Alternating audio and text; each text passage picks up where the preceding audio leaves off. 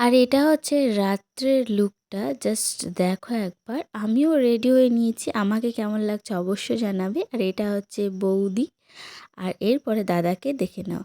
একই দিনে ছিল ওদের বিয়ে এবং রিসেপশন। এসেই আমি পকোড়া খেয়ে নিয়েছি, আর এখানে চলছিল ফাংশান, যেটাতে সবাই এনজয় করছিল, আমিও একটু এনজয় করে নিলাম। এরপরে তোমাদেরকে আমি আমার ফুল লুকটা দেখিয়ে দিই। আমি আমার রিসেপশনের শাড়িটাই পরেছিলাম আর একটু অন্যরকমভাবে সেজেছিলাম। তো কেমন লাগছে অবশ্যই জানাবে। আর এটা হচ্ছে আমার বর। এরপরে দেখো সবাই ফাংশানের গানে নাচে মেতে উঠেছে, বেশ ভালো লাগছিল। আমি আর দাঁড়িয়ে থাকতে না পেরে আমিও শুরু হয়ে গেছে নাচ করতে।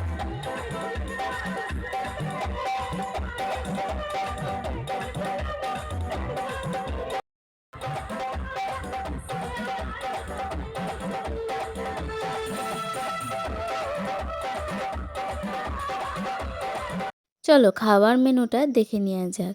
খাবারগুলো প্লেটে পড়ে গেছে, আর আমি খাওয়া স্টার্টও করে দিয়েছি। খেতে বেশ ভালোই ছিল, কিন্তু আমি মাটনটা নিইনি, তাই আমি মাটনটা আমার বরের প্লেটে দেখিয়ে দিলাম। আমি মাছ নিয়েছিলাম, মাছটাও খেতে অসাধারণ ছিল। এরপরে আমার খাওয়া দাওয়া শেষ করে চলে যাব বাড়ি। এখনকার মতো গুড নাইট, বাই বাই।